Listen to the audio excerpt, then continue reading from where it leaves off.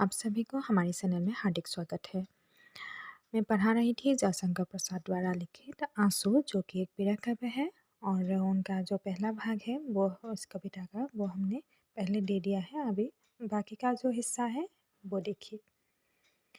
झंझा झकोर गर्जन था, बिजली थी नीरद माला, पाकर इस शून्य हृदय को सबने आ डेरा डाला। तो यहाँ पे कवि का जीवन जो है वो बहुत ही दुखी है। कवि बहुत ही दुखी है। और जिस प्रकार आसमान में बादल छाए रहते हैं और गर्जन करते रहते हैं बादल, और उसमें बिजली जो है वो चमकते रहते हैं, तो ऐसा लगता है कि घोर बारिश होगा। और ऐसे समय में लोग जो है वो डर जाते हैं। तो उसी की भांति, उस गर्जनाहट के भांति कवि का हृदय जो है वो गर्जन कर रहा है।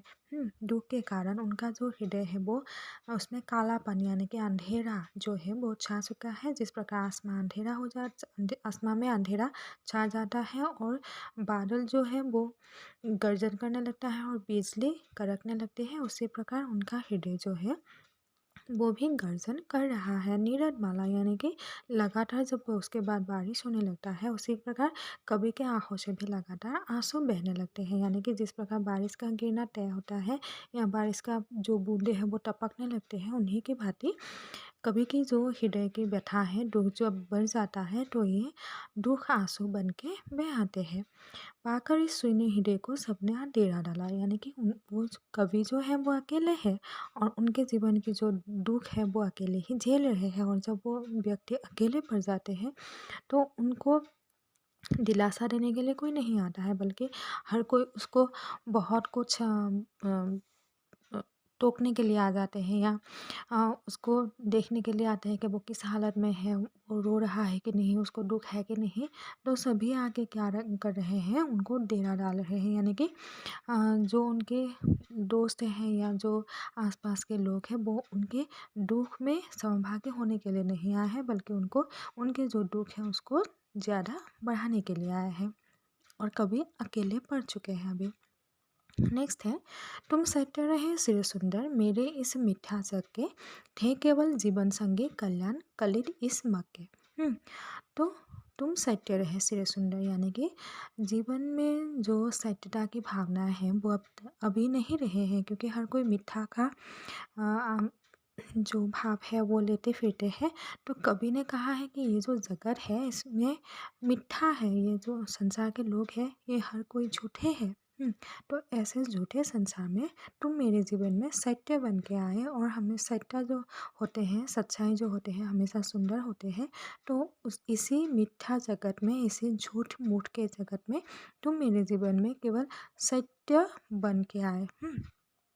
मेरा जो जीवन है वो बहुत ही उसमें खालीपन समाया हुआ था, और हर कोई जो झूठे व्यक्ति हैं, दिखावे करते हैं, वैसा लोग भरे हुए थे। लेकिन ऐसे जीवन में तुम सिर्फ सत्यता बन के मेरे जीवन में आए और मेरे जीवन को एक नया रंग दे दिया। थे केवल जीवन संगी कल्याण कलित स्मग के, और मेरे जीवन संगी बन के तुमने मेरे जीवन को एक नया दिशा दिया। एक जो कल्याण की भावना है, या जो मैं अकेला व्यक्ति था और मुझे इतना ज़्यादा दुख था। कभी का कहना है कि मैं इतना ज़्यादा दुखी था कि ऐसे समय में कोई मेरे साथ देने वाला नहीं था, लेकिन तुम आए मेरे जीवन में, जीवन संगी बन के तुम आए और तुमने मेरे जीवन का कल्याण किया है। गौरव था नीचे आए प्रियतम मिलने को मेरे, मिथिला उठा किचन देखे जो सपना सवेरे। और मैं तुम्हारे प्रेम में पड़ चुका था, और मैं अपने आप को गौरवशाली भाग्यशाली समझता था, क्योंकि तुम मुझसे मिलने आए। यानी कि कभी के प्रियतमा कभी के पास नहीं है, और कभी ये सोचते हैं कि मैं अभी भाग्यशाली हूँ, क्योंकि मेरे प्रेमिका मेरे पास ना होने के बावजूद भी वो मुझसे आज मिलने आए हैं। क्योंकि प्रेमिका या पत्नी जो है उसका तो देहांत हो गया है, लेकिन फिर भी उनका ये भरोसा था कि वो कभी ना कभी आएंगे। तो इसलिए वो आज खुश है, क्योंकि उनको लगा कि उनकी प्रियतमा उनसे मिलने के लिए इस धरती पे आ गए हैं। मिथिला उठा किशन देखे जो सपने सवेरे।